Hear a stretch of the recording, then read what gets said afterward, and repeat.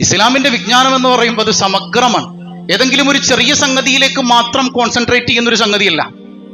ഇപ്പൊ ആ സമഗ്രമായ വിജ്ഞാനം നേടാത്തത് കൊണ്ടാണ് പല ആളുകളും ഇസ്ലാമിനെ തെറ്റിദ്ധരിച്ചിട്ട് ഏതെങ്കിലുമൊക്കെ ഒരു കോണ്ടെക്സ്റ്റ് എടുത്തുകൊണ്ട് വന്നിട്ട് കണ്ടില്ലേ ഇസ്ലാം സ്ത്രീവിരുദ്ധമാണ്, ഇസ്ലാം യുദ്ധത്തിന്റെ മതമാണ് എന്നൊക്കെ തെറ്റിദ്ധരിപ്പിക്കുന്നത് അതുകൊണ്ടാണ്.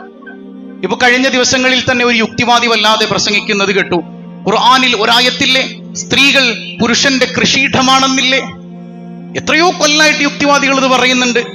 മുസ്ലിം പണ്ഡിതരത് വിശദീകരിച്ചു കൊടുക്കുന്നുണ്ട്. പക്ഷെ മനോഹരമായ അള്ളാഹുവിന്റെ സ്വാലിഹീങ്ങളിൽ നിന്നുള്ള ഒരൊറ്റ വിജ്ഞാനത്തിന്റെ ഒരു പുൽനാമ്പ് മതി ആ വിശദീകരണം ഹൃദ്യമായി തീരാൻ. അല്ലാതെ കേവല അർത്ഥങ്ങളിൽ നമ്മൾ അത് എത്ര തവണ വിശദീകരിച്ചു കൊടുത്താലും അത് അക്സെപ്റ്റ് ചെയ്യാൻ അവർക്ക് പറ്റൂലല്ലോ. നിസാഉക്കും ഹറസുല്ലക്കും, എത്ര മനോഹരമാണ് ആയത്ത്. സ്ത്രീകൾ നിങ്ങൾക്ക് കൃഷിയിടമാണ്. ആ ആയത്തിൽ എന്താ കുഴപ്പം? ഒരു കൃഷിക്കാരന് ഏറ്റവും പ്രിയപ്പെട്ടത് ഏതാ? അവന്റെ കൃഷിയിടമാണ്. കൃഷി ചെയ്യുന്ന ആൾക്കാരൊക്കെ ഇവിടെ ഇല്ലേ? അവൻ അത്രമേൽ പ്രണയമാണ് ആ കൃഷിയിടത്തോട്.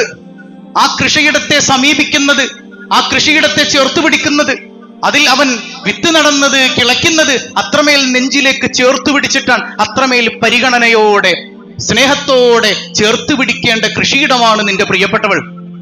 അങ്ങനെ മനസ്സിലാക്കണം പരിശുദ്ധ ഖുർആനെ. അതാണ് കേവലം പരിഭാഷകളിൽ കെട്ടിയിടപ്പെടേണ്ട ഒരു ഗ്രന്ഥമല്ല, ഇത് അള്ളാഹുവിന്റെ കലാമാണ്. നിസാഉക്കും ഹറസുല്ലക്കും, സ്ത്രീകൾ നിങ്ങൾക്ക് കൃഷിയിടമാണ്.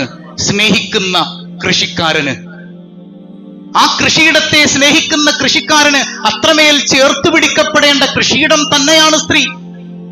അതിൽ മനസ്സിലാക്കേണ്ട ചില വിശദീകരണങ്ങളൊക്കെ ഉണ്ട്. അത് ഇപ്പോൾ എക്സ്പ്ലെയിൻ ചെയ്യാൻ പറ്റിയൊരു സമയമല്ല. എന്നാൽ തന്നെയും ജൂതന്മാർ വളരെ മോശം ലൈംഗികതയുടെ ആളുകളായിരുന്നു. അക്കാലഘട്ടത്തിൽ സ്ത്രീകളെ സമീപിച്ചിരുന്നത് അത്രമേൽ മോശമായ രീതിയിലായിരുന്നു.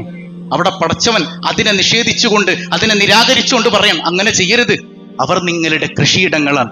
ഒരു കൃഷിക്കാരൻ കൃഷിയിടത്തോട് കാണിക്കുന്ന സ്നേഹം.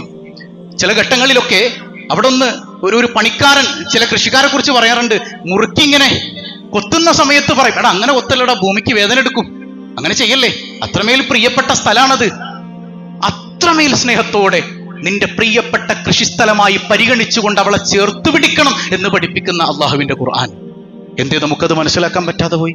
അത് മനസ്സിലാക്കണമെങ്കിൽ എന്ത് വേണം? അള്ളാഹുവിന്റെ നൂറാകുന്ന ഇൽമ് വേണം. കേവലം പരിഭാഷയുടെ ഇൽമാകരുത്. അള്ളാഹുവിന്റെ നൂറാകുന്ന ഇൽമ് നിങ്ങളുടെ ഹൃദയത്തിലേക്ക് കിട്ടിയാൽ നിങ്ങൾക്ക് അള്ളാഹു തിരിച്ചറിവ് തരും.